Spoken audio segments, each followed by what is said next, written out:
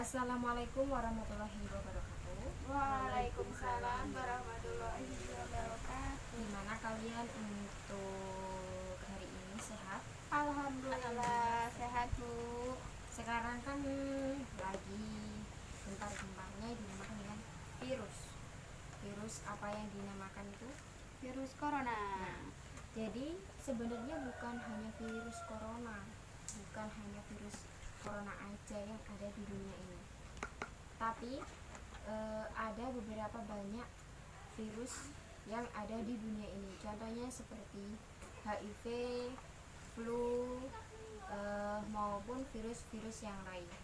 Di sini ibu ingin meminta kalian untuk berdiskusi dari sejarahnya virus, strukturnya virus, ciri-ciri virus maupun klasifikasi virus. Untuk kalian silakan untuk berdiskusi sebisa kalian. Ibu tunggu sampai 5 menit untuk berdiskusi, silakan. Ditulis ya Bu ini materinya Bu. Iya, ditulis.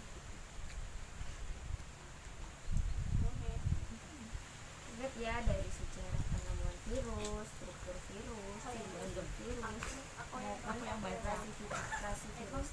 Nanti di sini ada tugasnya, yang dimana satu kelompok itu hanya mengumpulkan satu buku yang ibu suruh untuk menulis sejarah penemuan virus, struktur virus, ciri-ciri virus maupun klasifikasi virus. Yang kedua, ada satu orang untuk membacakan hasil diskusi kalian. Siap Bu.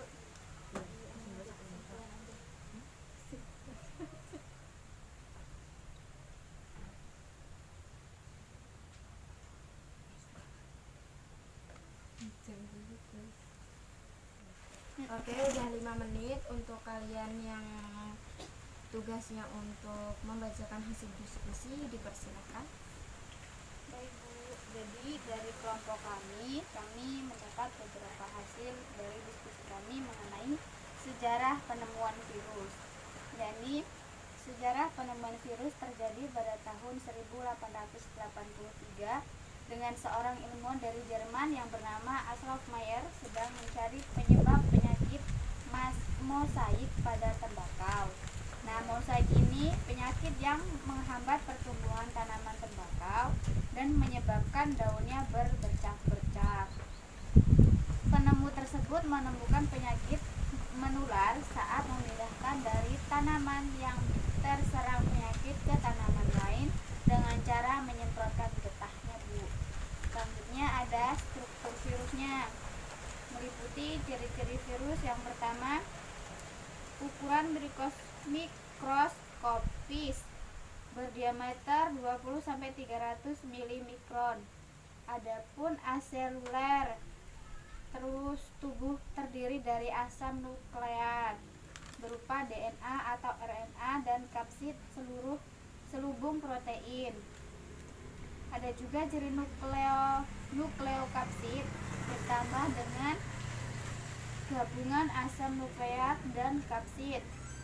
Adapun juga kapsomer, subunit atau bagian penyusun yang berbentuk kapsid. Selanjutnya adapun bentuknya ada bentuk helikal, ikosahedral dan kompleks serta berselubung. Ada juga klasifikasinya dari virus.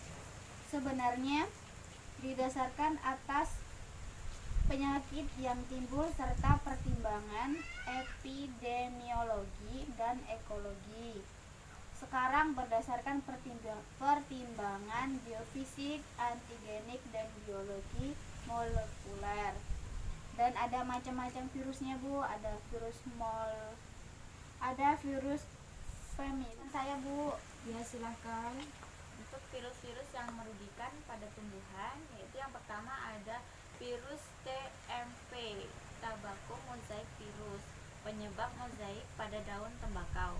Yang kedua ada virus tumoro atau virus yang menyebabkan penyakit kerdil pada padi. Yang ketiga ada virus CVPD, yaitu Citrus Vine Populum Deterioration, menyerang menyerang tanaman jeruk. Yang selanjutnya virus pada hewan. Yang pertama ada virus NCD Newcastle disease, penyebab penyakit tetero pada ayam dan itik. Yang selanjutnya ada virus yang terjadi pada manusia. Yang pertama ada virus yang selanjutnya ada virus yang menjangkit pada manusia. Yang pertama ada virus hepatitis atau penyakit peradang pada selanjutnya ada keuntungan virus: membuat antioksidan, melemahkan bakteri atau menyerang patogen, memproduksi vaksin. Nah, itu sebagian yang kalian jelaskan itu udah benar. Sebenarnya ada beberapa penemuan yang sejarah virus. Nah, virus itu merupakan suatu partikel yang masih diperdebatkan statusnya apakah ia termasuk makhluk hidup atau benda mati.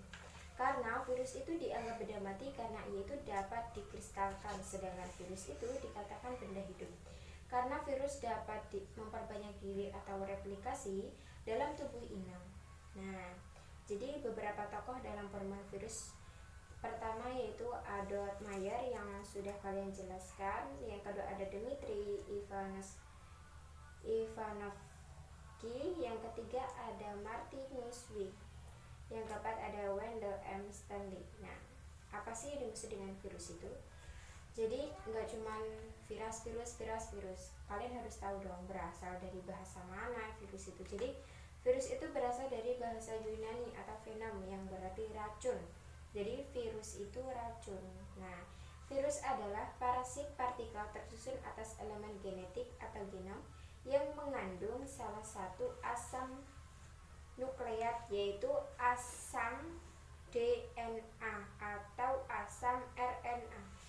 Jadi virus itu mengandung asam DNA dan RNA yang dapat berada dalam dua kondisi yang berbeda, yaitu secara intraseluler dalam tubuh inang dan ekstraseluler di luar tubuh inang. Virus itu memiliki sifat hidup dan mati. Sifat hidup seluler yaitu memiliki asam nukleat, namun tidak keduanya atau hanya DNA atau RNA. Dapat bereproduksi dengan replikasi dan hanya dilakukan di dalam sel inang atau parasit obligat intraseluler. Nah, partikel virus secara keseluruhan itu ketika berada di luar inang yang terdiri dari asam nukleat yang dikelilingi oleh protein dikenal dengan nama virion. Virion itu tidak memiliki atau tidak melakukan aktivitas biosintesis atau reproduksi. Sebenarnya bentuk virus dan ukuran virus itu bermacam-macam. Bentuk virus bervariasi dari segi ukuran, bentuk, dan komposisi kimiawinya. Bentuk virus ada yang berbentuk bulat, oval, memanjang, silindris, dan ada juga yang berbentuk T. Ukuran virus itu sangat kecil, hanya dapat dilihat dengan menggunakan mikroskop elektron. Ukuran virus itu lebih kecil daripada bakteri. Nah, ukurannya itu berkisar dari 0,02 mikrometer sampai 0,3 mikrometer. Nah, di mana virus cacar merupakan salah satu virus yang ukurannya itu terbesar, yang dimana berdiameter 200, dan virus polio itu merupakan virus terkecil yang berukuran 28. Nah, virus itu banyak banget susunannya.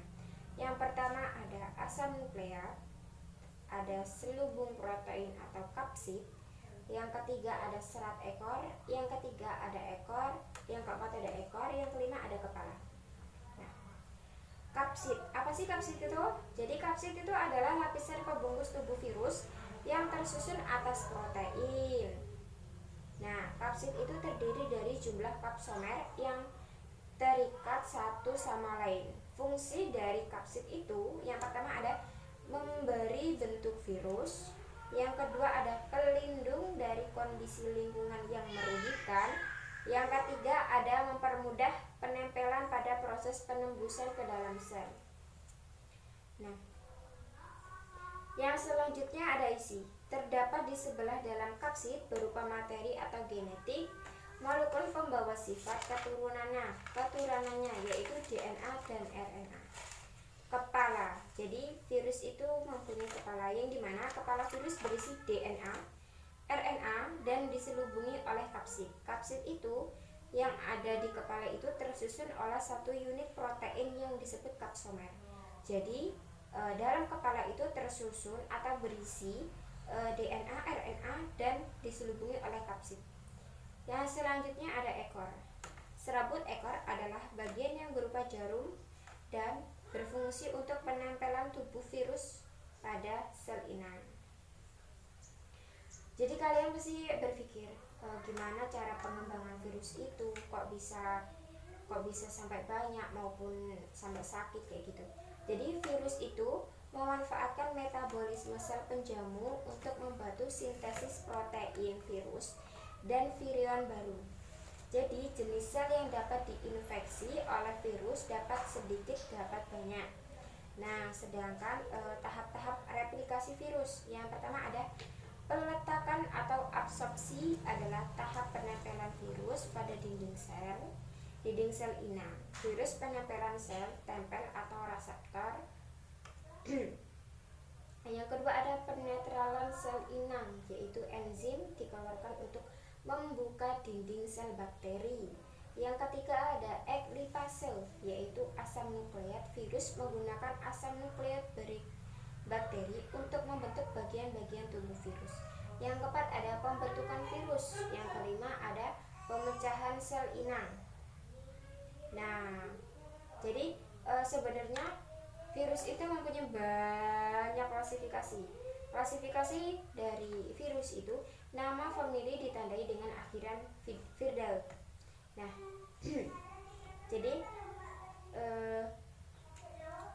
ada berdasarkan kriteria jenis asam nukleat RNA atau DNA berantai ganda atau tunggal. Tunggal itu satu ya. Sedangkan ukuran dan morfologi, adanya enzim spesifik, adanya kepekatan terhadap zat kimia, ada cara penyebaran alamiah, ada gejala-gejala yang timbul, dan ada tidaknya selubung yang ada di virus tersebut. Nah, jadi menurut RNA, famili dari virus ini dibagi menjadi 13 macam. Yang pertama ada Picontornaviridae, yang kedua ada Saliciviridae, yang ketiga ada Togaviridae, yang keempat ada Flaviridae, dan selanjutnya nanti ibu kasih biar kalian gak bingung pasti nulisnya. Sedangkan untuk yang menurut DNA, famili virus itu dibagi menjadi 6. Nah, di sini peran itu kan ada bagi untuk manusia. Jadi peran virus dalam kehidupan itu, virus memiliki 2 peran, yaitu peran virus sebagai mikroorganisme yang menguntungkan maupun yang merugikan. Virus yang menguntungkan, contohnya itu seperti virus berperan penting dalam bidang rekayasa genetik karena dapat digunakan untuk cloning gen. Cloning ada beberapa cloning, ada cloning kambing, domba. Kalau manusia belum tahu ya cloning. Nah, sedangkan untuk yang virus yang merugikan itu virus yang dapat merugikan karena menyebabkan berbagai jenis penyakit pada manusia, hewan, dan tumbuhan. Ternyata ada beberapa macam virus. Yang kalian tahu ini ada virus apa aja yang biasanya virus HIV, ya hepatitis, virus influenza, influenza. Terus itu sih Bu yang kita tahu. ya bisa. Nah, jadi untuk yang kalian sebutin itu seperti virus hepatitis, itu virus yang merugikan. Karena apa? Hepatitis adalah istilah umum yang berarti radang hati dapat disebabkan oleh berbagai virus yang berbeda seperti hepatitis A, B, C, D, E. Nah, virus hepatitis A itu anggota virus family diem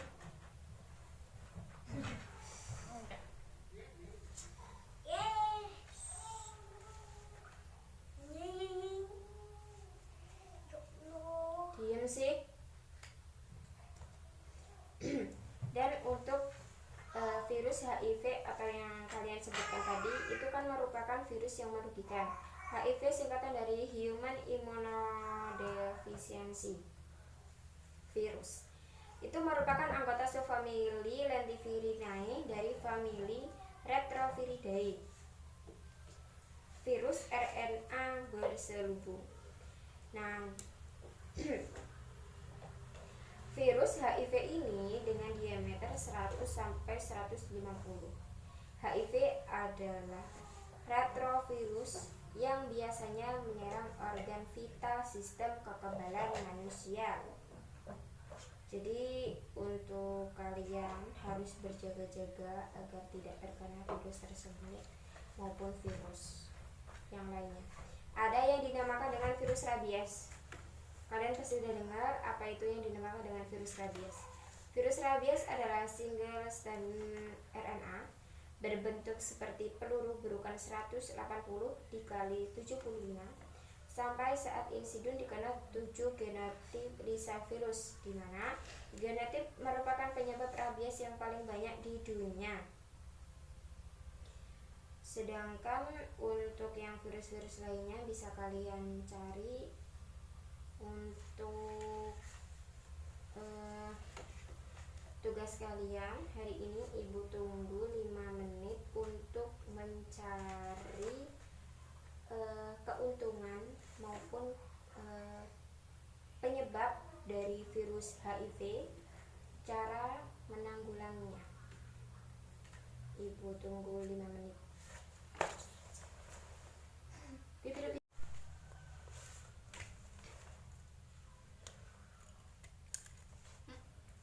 Baik, tadi kan ibu suruh cari apa sih HIV itu dan penjelasan yang lain. Udah 5 menit, coba kalian jelaskan apa pengertian HIV, menurut kalian itu virus apa, jelaskan. Ya, hasil diskusi kami tadi barusan ya Bu ya, kami menemukan pengertian dari HIV. HIV adalah sebuah virus yang menyerang sistem kekebalan tubuh manusia. HIV atau AIDS adalah kependekan dari kok pakai tak baca ya? Ulang. Wes, Ya, wes lah.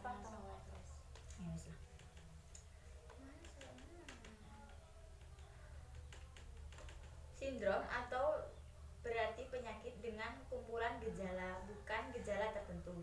Jadi AIDS berarti kumpulan gejala akibat kekurangan atau kelemahan sistem kekebalan tubuh yang dibentuk setelah kita lahir.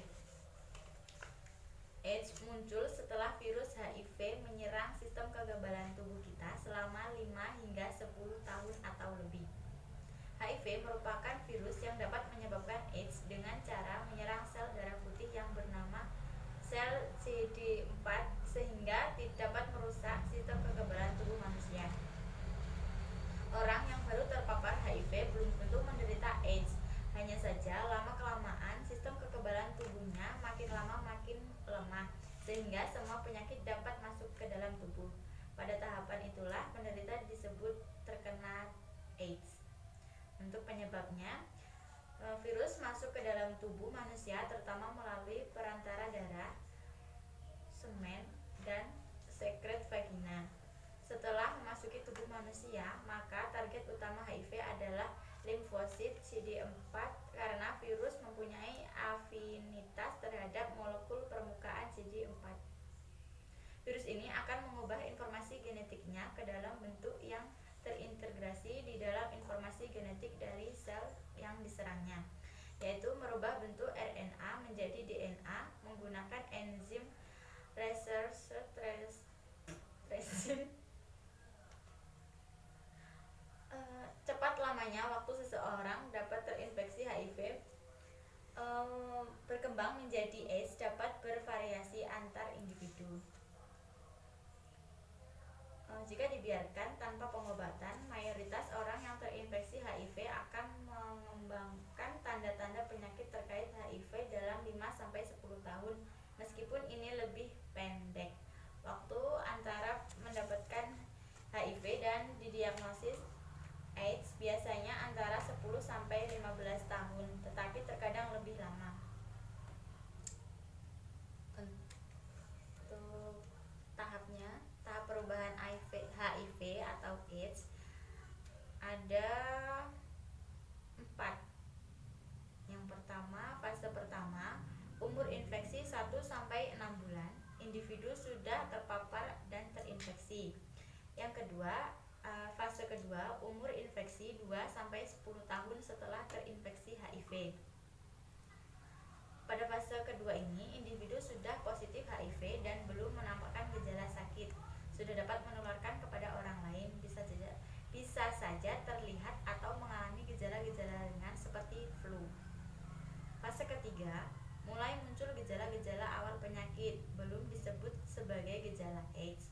Gejala-gejala yang berkaitan antara lain keringat yang berlebihan pada waktu malam, diare terus-menerus, pembekakan kelenjar getah bening, flu yang tidak sembuh-sembuh, nafsu makan berkurang, dan badan menjadi lemah serta berat badan terus berkurang. Pada fase ketiga ini, sistem kekebalan tubuh mulai berkurang. Pada fase keempat, sudah masuk pada fase AIDS. AIDS baru dapat didiagnosis setelah kekebalan tubuh sangat berkurang dilihat dari jumlah sel T-nya. Timbul penyakit tertentu yang disebut dengan infeksi oportunistik, yaitu TBC, infeksi paru-paru yang menyebabkan radang paru-paru dan kesulitan bernapas, kanker, khususnya sariawan, kanker kulit, atau sarkoma Kaposi, infeksi usus yang menyebabkan diare parah berminggu-minggu, dan infeksi otak yang menyebabkan kekacauan mental dan sakit kepala. Jadi itu udah dijelaskan sama temennya. Jadi sebenarnya beberapa metode penularan HIV itu yang ibu sebutkan cuma ada 3, sebenarnya banyak banget maksudnya. Yang pertama ada hubungan seks.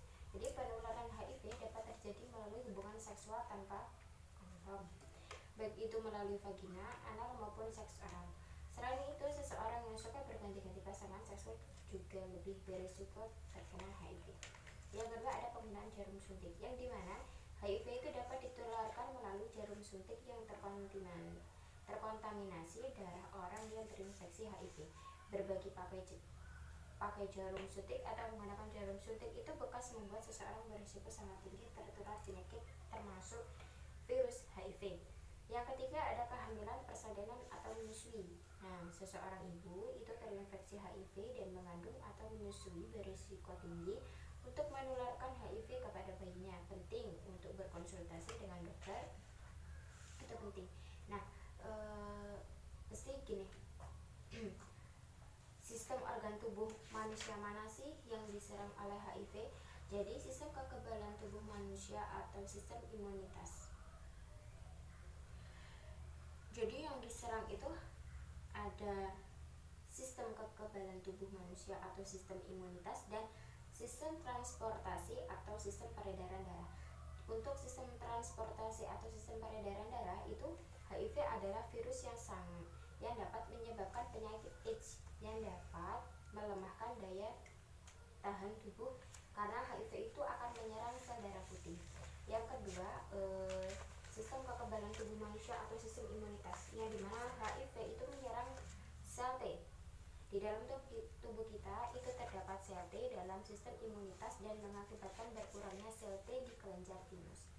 Nah, penyakit AIDS ini ditandai dengan adanya kerusakan sel-sel penting dalam sistem pertahanan tubuh atau imunitas manusia. Penyakit ini disebabkan oleh virus human immunodeficiency virus atau HIV. Virus HIV dapat menyebar luas secara cepat. Nah, virus HIV menyerang sel T dalam sistem imunitas sehingga berkurangnya jumlah sel T di kelenjar timus. Padahal kan sel T itu berfungsi sebagai komponen dasar dalam sistem imunitas yang bertugas itu akan mengenali patogen atau mikroorganisme atau kuman dan menghancurkannya. Sehingga penderita AIDS itu tuh rentan terhadap serangan kuman atau penyakit karena sel T itu tidak berfungsi lagi. Nah, untuk ciri-ciri HIV di awal masa seperti awal-awalnya itu tuh mirip seperti gejala flu, itu seperti demam HIV yang biasanya itu lebih tinggi dari demam biasa, bahkan mungkin disertai dengan sensasi meriang yang membuat Bukan. selanjutnya ada sakit kepala. Yang ketiga ada pasien HIV itu kelelahannya itu terus menerus. Selanjutnya ada pembengkakan kelenjar getah bening dan sakit tenggorokan. Nah, cara menghindari terkenanya HIV itu, yang pertama ada hindari penggunaan narkoba, yang kedua jangan menjadi donor bila positif, yang ketiga ada praktek seks yang aman, hindari kontak dengan darah, terus tes HIV secara rutin. Nah, apa sih maksudnya dampak dari HIV untuk ekonomi maupun sosial itu? Untuk sosial sendiri, kalau jika seseorang terkena HIV itu dia akan dijauhi oleh seseorang. Kenapa? Ya, dikucilkan. Karena kan dia nggak mau tertular gitu. Karena kita juga harus menjaga biar kita nggak kena HIV. Sedangkan untuk ekonomi, uang yang seharusnya untuk dia makan sehari-hari maupun yang lainnya itu akan terpotong untuk biaya perobatan, membuka kesempatan bagi individu untuk berobat terus menerus gitu. Jadi dampak dari HIV itu tuh banyak banget. Yang biasanya itu sosial dan ekonomi. Sosialnya yaitu tadi dia akan dijauhi atau dikucilkan oleh masyarakat atau lingkungan sekitar. Untuk ekonominya, uang keseharian dia itu akan semakin berkurang karena untuk pengobatan. Nah, jadi sebenarnya HIV itu tuh bisa kita cegah jika kita emang benar-benar niat untuk mau mencegahnya. Jangan mikir saya nggak kena HIV, nggak mungkin dong aku bakal ketularan sama dia gitu kan. Nggak gitu. Karena kita nggak tahu, entah kita waktu mau suntik mau apa, jika satu suntikan itu habis untuk suntikan orang HIV kan kita nggak tahu. Terus cara penularan HIV itu juga sebenarnya banyak banget. Terus ada hubungan seksual itu tadi, transfusi darah maupun penggunaan jarum suntik. Terus sebenarnya gejala HIV itu kan banyak banget yang udah ibu sampaikan tadi itu. Syarat dan prosedur tes darah atau HIV itu kan harus syarat tes darah untuk keperluan HIV itu kan bersifat rahasia, harus dengan konseling, ada prates, tidak ada unsur paksaan kayak gitu. Sedangkan untuk yang lainnya bisa kalian pahami. Nah, untuk remaja ini kan sebenarnya rentan dengan yang namanya penyakit HIV, yang dimana remaja itu suatu masa peralihan dari masa kanak-kanak dan masa dewasa, di mana terjadi perubahan secara fisik, biologis, psikologis, kognitif, psikososial yang mudah terpengaruh oleh lingkungan sekitar. Remaja pada tahap tersebut itu mengalami perubahan baik emosi, tubuh, minat, pola perilaku, dan juga penuh dengan masalah-masalah pada masa remaja. Nah, sedangkan untuk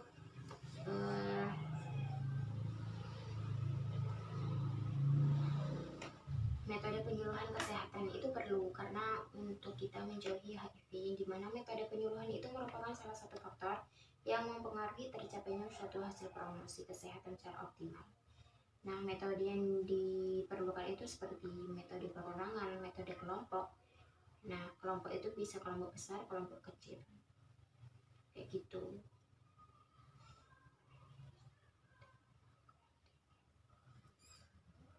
Nah, sedangkan untuk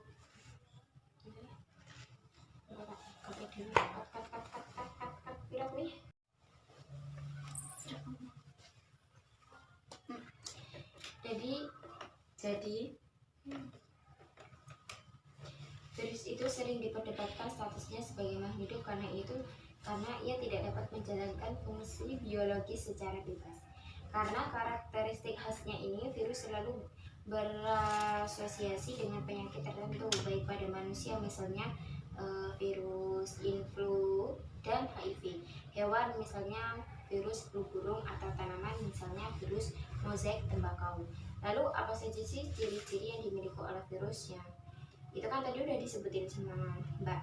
Sekarang Ibu sebutin lagi, hanya memiliki satu jenis asam nukleat yang diselubungi oleh kapsid atau selubung protein. Yang kedua, ada ukurannya itu sangat kecil, yaitu antara 25 sampai 300. Tubuh virus itu tidak berbentuk sel, sehingga virus tidak memiliki inti sel, membran plasma, dan sitoplasma. Virus itu hanya dapat hidup dan berkembang biak pada sel hidup atau dikenal juga sebagai parasit intraseluler obligat. Jadi, virus itu termasuk parasit. Nah, virus itu merupakan suatu makhluk hidup metaorganisme. Makhluk metaorganisme itu merupakan suatu bentuk peralihan antara benda mati atau memiliki sifat yang dapat dikristalkan. Yang terakhir, ada virus memiliki bentuk tubuh virus seperti bulat, batang, bentuk T, dan silindris. Struktur tubuh virus. Nah, struktur tubuh virus itu pada umumnya itu struktur tubuh yang dimiliki oleh virus terdiri dari asam nukleat dan kapsid tadi ya. Nah, secara umum struktur tubuh virus itu terdiri dari 4 bagian utama, yaitu kepala, isi tubuh, ekor, dan kapsid. Jenis-jenis virus. Yang pertama ada virus DNA, yang dimana virus DNA adalah virus yang materi genetiknya berupa asam nukleat yang berbentuk rantai ganda berpilin. Di dalam sel inangnya, DNA pada virus akan mengalami replikasi menjadi beberapa DNA dan juga akan mengalami transkripsi menjadi mRNA. mRNA ini kemudian akan mengalami translasi untuk menghasilkan protein selubung virus, masih di dalam sel inang tentunya, yang dimana DNA dan protein virus mengkonstruksikan diri menjadi virus-virus baru.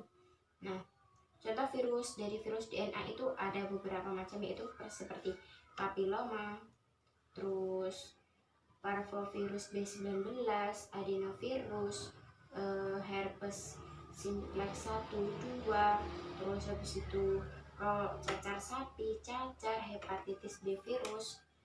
Terus sedangkan virus RNA. Apa sih virus RNA itu? Virus RNA adalah virus yang materi genetiknya itu berupa asam. Dia tuh juga asam-asam nukleat yang berbentuk rantai tunggal atau ganda tidak terpilih. Nah, di dalam sel inangnya itu RNA pada virus akan mengalami transkripsi balik menjadi hibrid RNA dan DNA, dan akhirnya membentuk DNA. Selanjutnya, DNA itu tadi, virus akan masuk ke inti sel inangnya, mengisi ke dalam DNA inangnya. DNA itu tadi, virus akan merusak DNA inangnya dan membentuk mRNA. Contoh dari virus RNA itu HIV/AIDS, influ, terus virus hepatitis E, terus virus demam kuning, gondong itu termasuk dalam virus RNA. Nah, dampak positif pada virus. Nah, terdapat beberapa virus yang bermanfaat bagi kehidupan manusia seperti dalam bidang kesehatan. Dalam bidang kesehatan itu virus berperan dalam pembentukan beberapa vaksin seperti vaksin polio, campak, cacar, kanker, dan lain-lain. Kandungan yang terdapat di dalam manfaat vaksin adalah virus yang sudah mati ataupun dilemahkan dan mengakibatkan demam bagi orang yang disuntik vaksin. Yang kedua, ada beberapa virus berperan dalam melakukan pengendalian terhadap beberapa sel kanker yang akan dibunuh dengan menggunakan sel killing infect virus secara langsung dibanding menggunakan stim imun. Yang ketiga, ada virus directed enzyme produk terapi. Itu merupakan sebuah terapi virus di mana sel yang menjadi target dimasukkan enzim dan dapat mengaktifkan dan menonaktifkan prekursor maupun sitosit yang tersusun secara sistematis. Nah, sedangkan dalam bidang pertanian itu pengendalian hama serangga melalui Bacillus. atau kelompok virus yang dapat menginfeksi serangga atau arthropoda. Dan untuk intraphase management, penerapan IPM ini mengandalkan agen-agen biologis. Sedangkan untuk yang bidang sains, itu pengembangan ilmu virus digunakan secara luas pada studi molekuler. Ngomong tuh. Wes mulai. Dari posisi belum enak. Penyakit pada tumbuhan. Nama aku mati. Apa ya berarti ngomong? Boleh ya Bu? Gak pernah ngomong. Ngomong. Kan ngomongnya Bu pada jam 2. Jadi sore. Ya orang dijeda. Dan Raung. kok Mau mau di rumah kan kayak mama aku. Ya. turu tadi? Penyakit pada tumbuhan. Virus Tabasco mosaic itu merupakan penyebab penyakit mosaik pada tumbuhan tembakau. Faktanya, virus ini merupakan cikal bakal penanaman kata virus dan cabang ilmu mempelajari tentang virologi. Virus ini mampu mengkerdilkan tanaman karena adanya infeksi pada daun tumbuhan. Gejala virus ini terdiri dari warna hijau muda di daun tumbuhan menyerupai pola mosaik atau belang-belang warna hijau terang dan hijau gelap pada daun. Nah, sedangkan untuk penyakit pada manusia itu virus HIV, virus Ebola, virus corona paramensovirus, dan virus herpes simplex, virus dengue, virus poliomyelitis.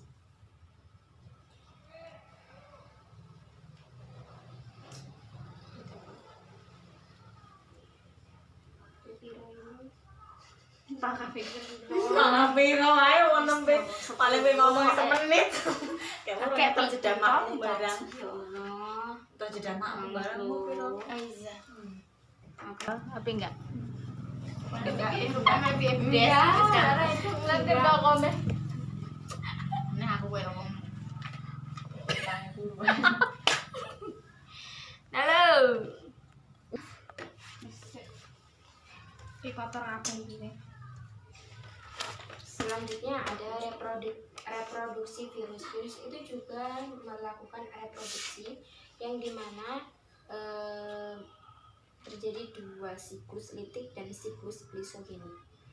Proses pada siklus litik. Nah, siklus litik itu dianggap sebagai cara reproduksi virus utama karena menyangkut penghancuran sel inangnya. Siklus litik itu secara umum mempunyai 3 tahap, yaitu absorpsi, penetrasi, replikasi atau biosintesis, dan lisis.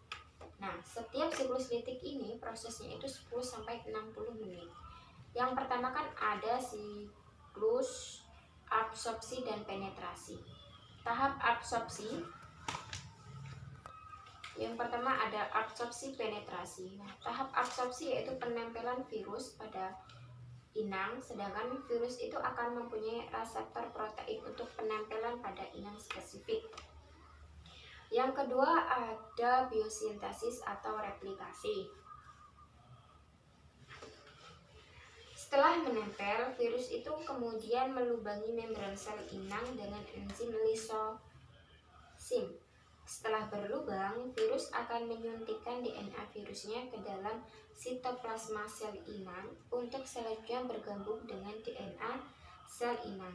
Nah, yang ketiga ada lisis. Tahap lisis terjadi ketika virus-virus yang dibuat dalam sel itu matang. Ratusan virus-virus kemudian akan berkumpul pada membran sel dan menyuntikkan enzim lisosom yang menghancurkan membran.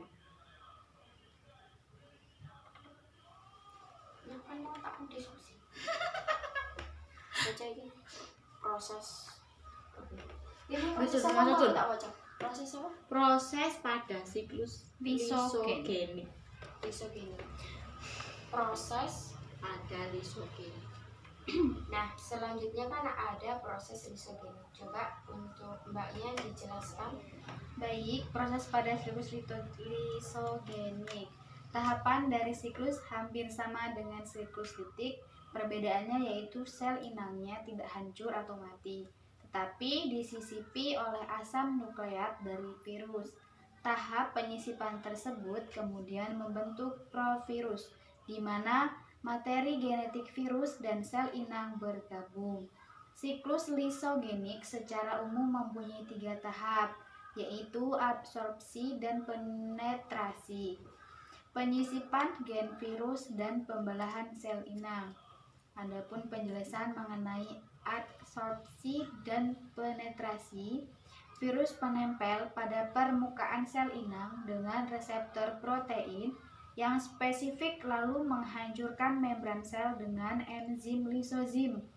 Virus melakukan penetrasi pada sel inang dengan menyuntikkan materi genetik yang terdapat pada asam nukleatnya ke dalam sel. Kedua, penyisipan gen virus. Asam nukleat dari virus yang telah menembus sitoplasma sel inang kemudian akan menyisip ke dalam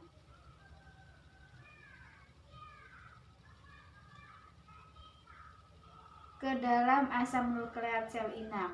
Tahap penyisipan tersebut kemudian akan membentuk provirus. Pada bakteriofage disebut profag. Sebelum terjadi pembelahan sel, kromosom dan provirus akan bereplikasi. Adapun pembelahan sel inang yang telah disisipi kemudian melakukan pembelahan. Provirus yang telah bereplikasi akan diberikan kepada sel anakan dan siklus ini pun akan kembali berulang sehingga sel yang memiliki profag menjadi sangat banyak. Dilanjut mengenai hubungan dengan siklus litik. Provirus yang baru dapat memasuki keadaan litik dalam kondisi lingkungan yang tepat, tetapi kemungkinannya sangat kecil. Kemungkinan akan bertambah besar apabila diberi agen penginduksi. Hal ini disebabkan karena sel bakteri atau sel inang yang lainnya memiliki pertahanan tubuh yang kuat sehingga sulit bagi virus untuk menghancurkannya lebih cepat.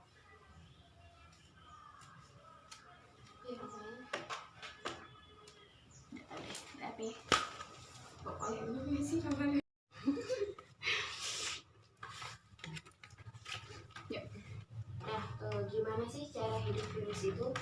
Jadi virus itu memiliki materi genetik sebagaimana makhluk hidup, atau meskipun materi genetiknya itu sangat sederhana. Namun demikian, virus itu tidak memiliki kualitas-kualitas lainnya yang dimiliki oleh makhluk hidup, atau tidak bisa menghasilkan energi sendiri, tidak bisa melakukan metabolisme sendiri, tidak bisa berkembang biak sendiri. Seperti yang disebutkan di atas, virus itu tidak bisa dikatakan hidup bila virus tidak masuk ke dalam organisme lain, bisa ke dalam tubuh binatang atau manusia atau organisme yang lebih rendah seperti bakteri ataupun jamur. Bila tidak memiliki rumah, virus itu tidak bisa bertahan lama. Nah, dan virus akan kehilangan kemampuan infeksinya. Bila virus itu berhasil menemukan rumah atau organisme untuk ditempati atau ditempeli, virus akan masuk ke dalam sel-sel tubuh organisme tersebut, mengeluarkan materi genetiknya. Materi genetik ini akan memanipulasi kerja materi genetik di dalam sel yang terinfeksi, sehingga sel yang terinfeksi tersebut akan menghasilkan komponen-komponen. Cukup sekian materi virus yang Ibu sampaikan. Jika ada salah, Ibu mohon maaf. Pada Allah Ibu mohon ampun. Untuk minggu depan kalian cukup mengumpulkan beberapa gambar virus seperti flu burung, HIV. Intinya tugas minggu depan itu virus yang menguntungkan dan merugikan untuk kesehatan manusia, hewan maupun tumbuhan. Itu aja. Satu-satu, nggak usah banyak-banyak, yang penting nanti kalian itu paham ini virus apa, cara hidupnya, karakteristiknya, ciri-cirinya, terus reproduksinya. Cukup sekian, Ibu sampaikan. Ibu tutup. Wassalamualaikum warahmatullahi wabarakatuh. Waalaikumsalam warahmatullahi wabarakatuh.